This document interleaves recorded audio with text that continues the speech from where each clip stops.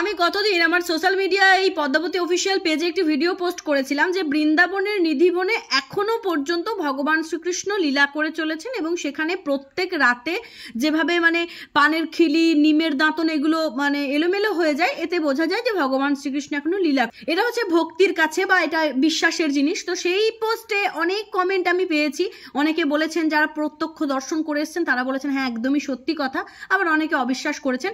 আমি তার কোনোটাতেই যাচ্ছি না, শুধু একটি কমেন্ট আমি এখানে পড়ে শোনাবো। তো আমার মনে হয় এই কমেন্টের উত্তরটা আপনাদের সকলের জানা দরকার। আপনারা তো জানেনই এমন এমন কমেন্টে আমি বোম ব্লাস্ট করি আমার এই পেজে, যে কমেন্টের উত্তরগুলো আপনাদের প্রত্যেকেরই শোনা দরকার।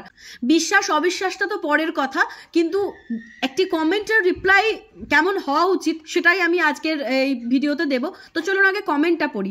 এই যে সেই কমেন্ট, এখানে লেখা আছে, আমি আজকে নাম নিচ্ছি না কমেন্টকারীর, কারণ তাকে ব্যক্তিগত আক্রমণ আমি করতে চাই না, সেই কারণের জন্য তার নামটা আমি নিচ্ছি না। ওখানে উনি লিখছেন, আচ্ছা লীলাকে শুধু পাঞ্চি বলে আর বিছানা এলোমেলো করলেই হয়? আমাদের তিলোত্তমা অসহায় মেয়েটা যখন পাশবিক অত্যাচারের শিকার হলো আর মৃত্যুবরণ করলো, তখন কেন লীলা দেখালো না? কি জানি বাবা লীলা কেমন হয়। টাকা খরচ করে নিধিবনে লীলা দেখতে যাওয়ার চেয়ে ওই টাকাগুলোই কোনো গরিব অসহায় মানুষকে অন্ন বস্ত্র দিয়ে যদি তার একদিনের খিদে লজ্জা নিবারণ করা যায় তবেই ভগবান খুশি হয়, লীলা দেখলে নয়। তো অবশ্যই এই কমেন্টের রিপ্লাই দেওয়াটা মনে হয় যেন উচিত আমার, কেননা আমি পেজে যেহেতু সনাতনীয় ভিডিও বানাই এবং সেই পেজে যদি এই ধরনের কমেন্ট আসে তো সেটা তো রিপ্লাই বানতাই হ্যাঁ। তো চলো দেখা যাক এই কমেন্টের আমি কি রিপ্লাই দিই। আমি প্রথমে সেকেন্ড স্ট্যান্ডার রিপ্লাইটা করছি। এখানে লিখছে যে কে জানি বাবা লীলা কেমন হয়, টাকা খরচ করে নিধিবনে লীলা দেখতে যাওয়ার চেয়ে ওই টাকাগুলো গরিবকে দান করা উচিত। তো বোন তোমাকে আমি একটা কথা বলি, তুমি মোবাইলটা কিনেছো, একটা স্মার্টফোন বা একটা অ্যান্ড্রয়েড ফোনের মিনিমাম ধরে রাখলাম 10 থেকে 15,000 টাকা দাম, খুব লিমিটেড ধরলাম। 1 লাখ টাকা দামেরও ফোন হয়, কিন্তু আমি ধরলাম যে তুমি 10,000 টাকার ফোন ইউজ করো।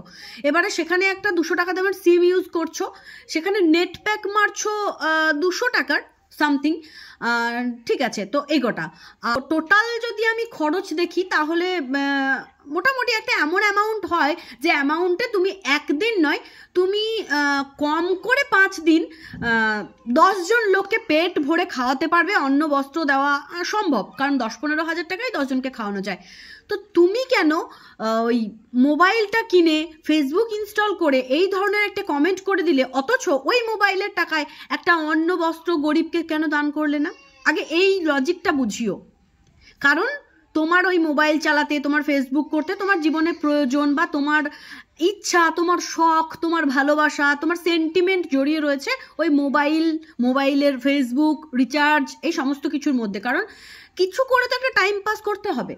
তো সেই রকমভাবে ভগবানের লীলা বা ভগবানের তীর্থক্ষেত্র, ভগবানের স্থান দর্শন করার জন্য মানুষের মধ্যে একটা আবেগ, একটা ভালোবাসা, একটা ভক্তি, একটা বিশ্বাস, একটা ভরসা, জানি না এগুলো তুমি এই শব্দগুলোর সঙ্গে পরিচিত কিনা, এগুলো তুমি বুঝবে কিনা, বা তোমার ডিকশনারিতে এই ভক্তি, ভালোবাসা, আবেগ এগুলোর কোনো কাজ করে কিনা।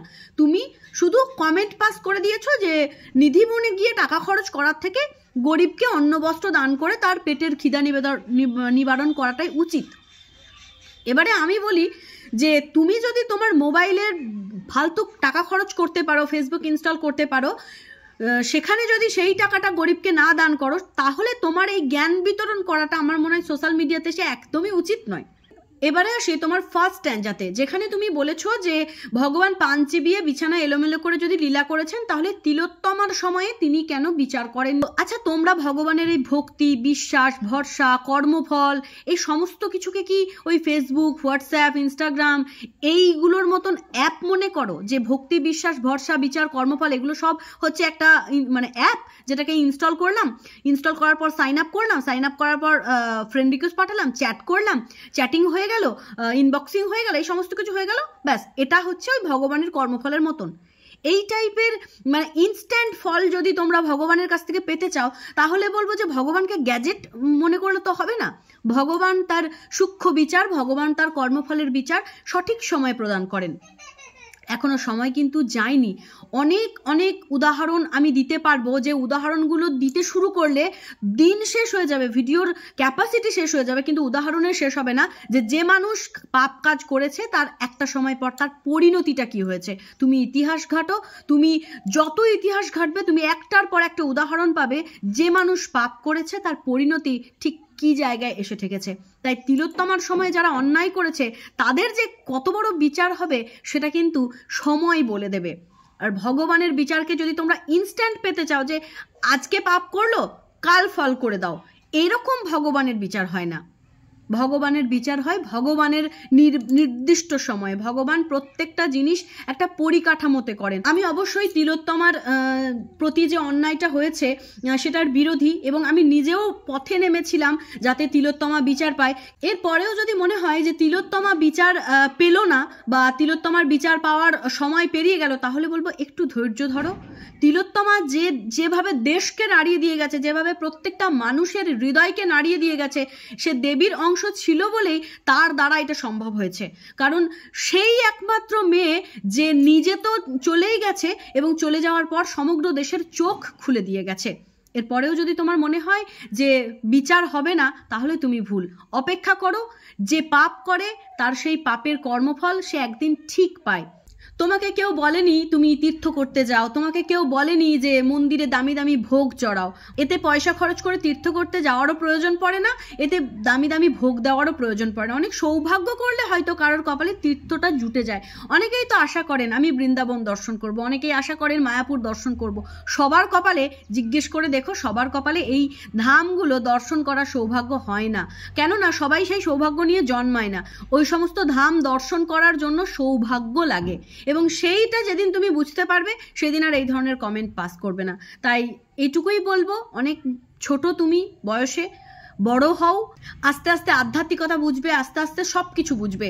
সবসময় শিবরাত্রি এলেই দেখবে এইটা রটে যায় যে শিবের মাথায় জল ঢালার থেকে গরিব দুঃখীদেরকে সেই দুধ দেওয়া উচিত, কিন্তু অন্যান্য প্রসঙ্গে এই ধরনের কথা ওঠে না। তার কারণ হচ্ছে অন্যান্য প্রসঙ্গে তোলার কারোর সাহস নেই, কিন্তু ওই সেকুলার হিন্দুদের দেশে সবই সম্ভব। তো যাই হোক, আজকের ভিডিওটা আমি জাস্ট ওই কমেন্টের রিপ্লাই দেওয়ার জন্যই দিলাম।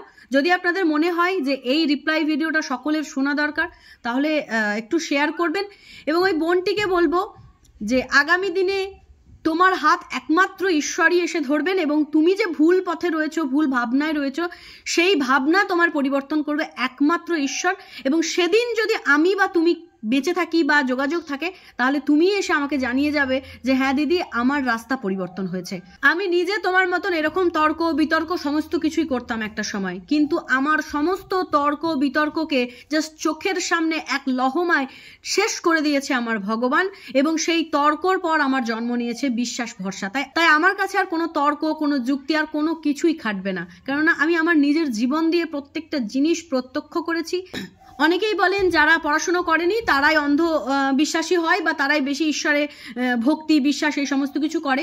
তো আমি একটাই কথা বলবো, খুব একটা অশিক্ষিত আমি নই, আমিও পড়াশুনো করেছি, কিন্তু পড়াশুনো করার পর আজকে এত বছর বয়স হয়ে যাওয়ার পরে, দুটো সন্তানের মা হওয়ার পর আমি রিয়েলাইজ করেছি যে হ্যাঁ, সমস্ত কিছুর পিছনে একটা সুপার ন্যাচারাল পাওয়ার থাকে, যে সুপার ন্যাচারাল পাওয়ারের শক্তির কাছে কোনো রকম যুক্তি, ব্যাখ্যা, তর্ক কিছুই খাটে না। তো দেখা হচ্ছে নতুন কোনো দিন, নতুন কোনো ভিডিও নিয়ে। ততক্ষণের জন্য সকলে ভালো থাকবেন, সুস্থ থাকবেন। জয় শ্রীকৃষ্ণ, রাধে রাধে।